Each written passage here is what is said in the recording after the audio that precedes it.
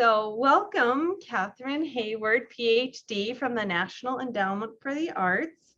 She recently joined the NEA as the accessibility specialist, bringing with her 20+ years of experience in working to increase physical and programmatic accessibility of the arts and professional development opportunities for artists with disabilities. She continues this work by providing technical assistance and training to improve accessibility for staff, students, audiences, and artists with disabilities. In her testimonial, Katharine will share the barriers she has encountered as an arts patron with a disability and strategies to remedy them. So I'll stop sharing. Welcome, Katharine. Thank you for joining us. We will check for questions in the chat and let you know, but I will let you not only just introduce yourself, but also go right into your presentation with Beth. And you can remember to give audio descriptions, which I already forgot. Your picture is on my slide in a bright red top with a brick background, a closed smile and long hair. So I'll let you take it, Beth, or Katharine. Hello, everyone. Thank you, Rhea. I am Katharine. I am wearing a orange rust-colored collared long sleeve shirt.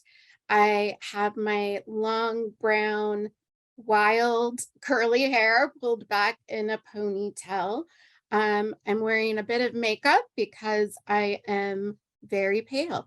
So I'm a Caucasian woman in my mid-40s. I have a sort of generic Zoom background that has a green wall and plants in my background. And when I switch into my professional role, I'll be changing into a background that illustrates the National Endowment for the Arts logo.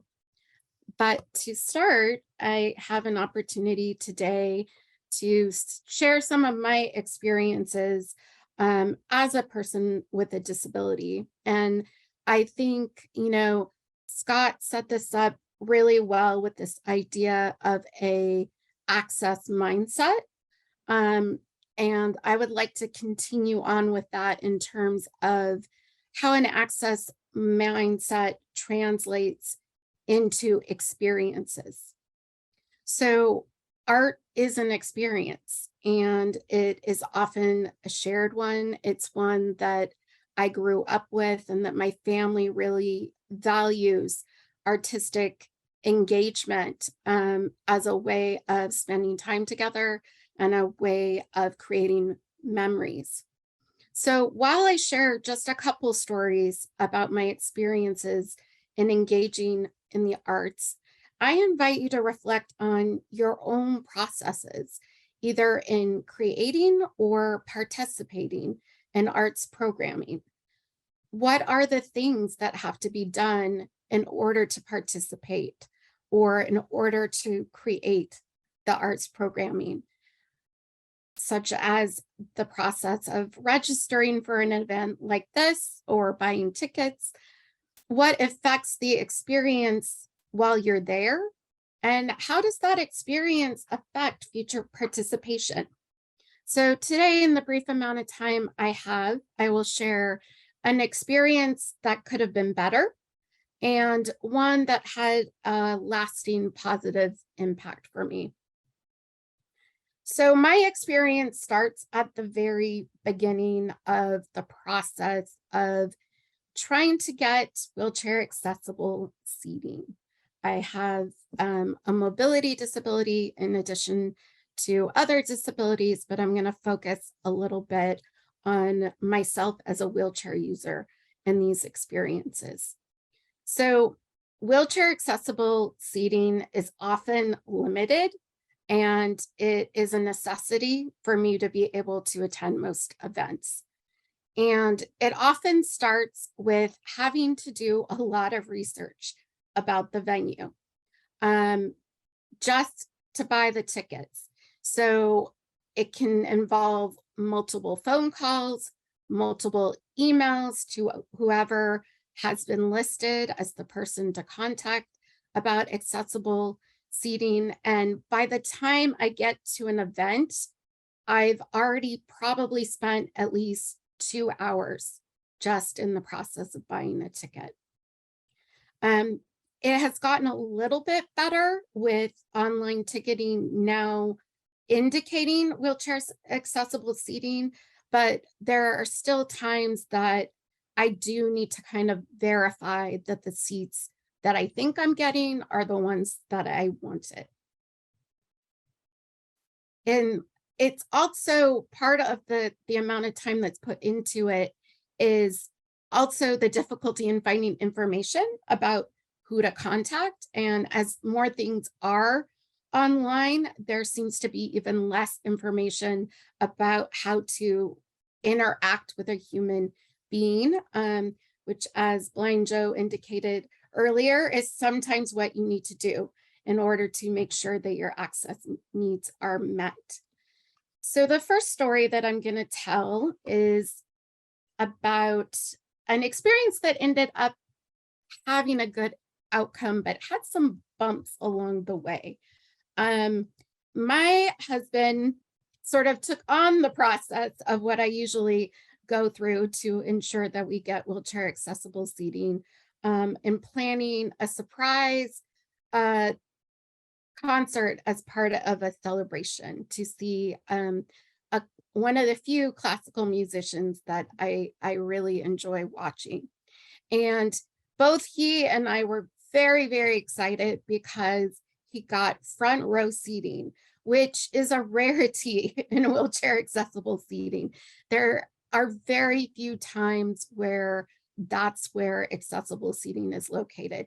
It's often at the back of the house in smaller venues, and even in very large venues is usually at least one entire section behind some of those closer seats. So we were both very excited. He was really proud of himself that he arranged all of this, that this was going to be like a celebration of a special occasion. And when we got there and were shown to our seats in the front row, there was sort of the traditional row of seats that you see. And both of us were kind of confused. I could see the joy and excitement just fading from my husband's face. I was readying myself for the conversation that I knew was about to take place about how we had gone to all this work to get wheelchair accessible seating, that we had been told that this was wheelchair accessible seating, had talked to someone, all of that. And sure enough, that was the conversation that was taking place. And it took a while to finally get the person that was knowledgeable about the accessible seating to be able to come and talk with us. Thankfully, this happened before the show. I've also had other experiences where no one came to talk to us until intermission. And I was just kind of lost trying to find seats and trying to be able to enjoy whatever arts events I was going to. So in this case, we were able to talk to the house manager and someone who was knowledgeable about the accessible seating, but obviously the person that we first interacted with wasn't. Now, here is where the cool part comes in, and I have yet to see it anywhere else. But it happened that in this theater, the seats were removable. They were locked into the ground, but they were removable. So I actually got to sit in my wheelchair in one of the seats that had originally been there. But this could have taken a very bad turn if we hadn't been able to talk with the appropriate person. And one of the things that I have encountered a lot, and is why it's so important that all of you are here, no matter what your role is that unfortunately accessibility exists in its own little realm where one person may be in charge of it. And that information about access services doesn't flow through the entire staff. But often when you're entering an arts venue, or the people that you may interact with to get to that point, they need to know what the access features are, so that they are also knowledgeable in terms of how they're able to communicate that and make sure that any patron is able to get the appropriate seating or the appropriate other access services that might be available. And one of the things that I sometimes hear is people saying, well, we don't have anyone that comes that is whatever disability it is. We don't have people who are deaf who come. We don't have people who have vision disabilities who come. We don't have a lot of people who use wheelchairs who come. Well, they might not be coming because they don't know if your venue or if your arts program is going to be something that is going to be worth all the effort that they're likely going to have to go through to be able to participate.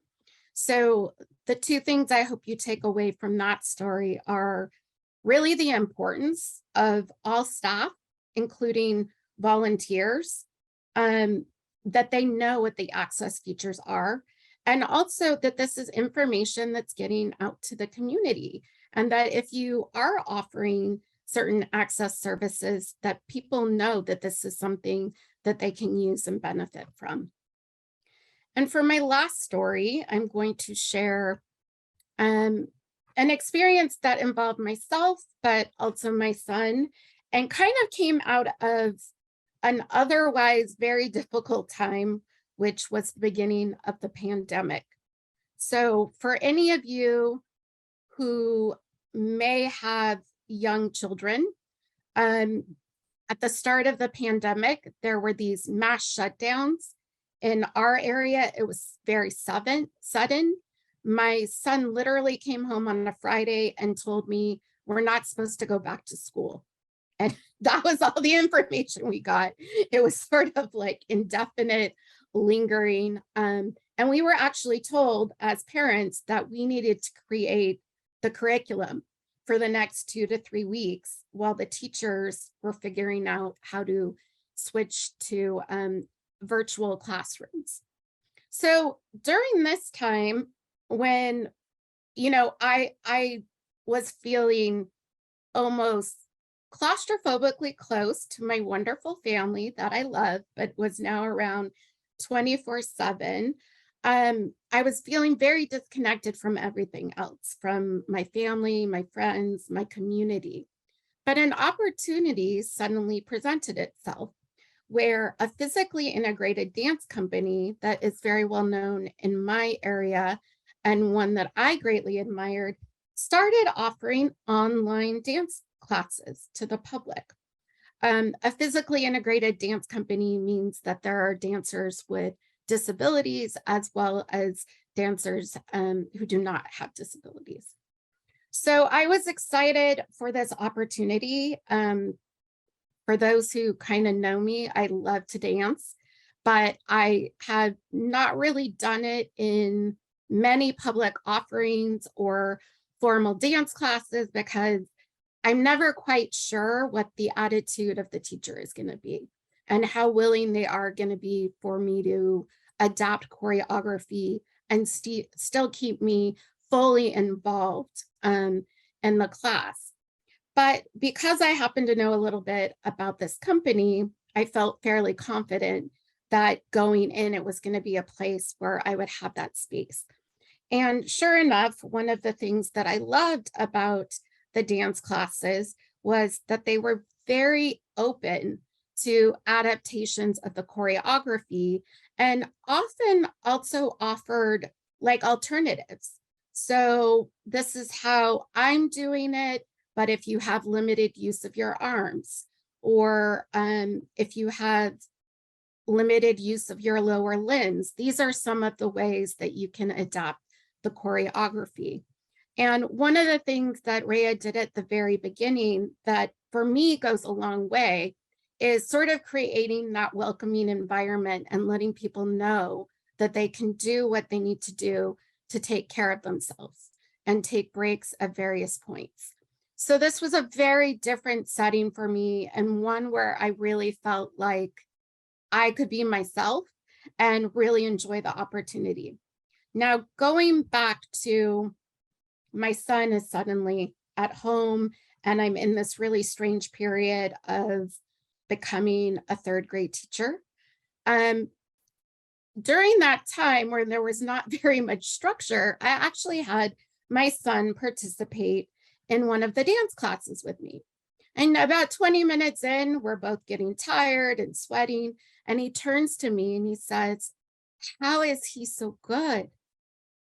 And he wasn't saying it like, how is he so good of a dancer for someone who uses a wheelchair?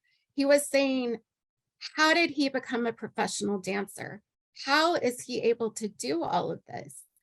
And it's really hard for me to fully express how important and how meaningful it was for me, for my son to see someone who looked like his mom, that was a professional artist, and for him to see a world of opportunities and flexibility.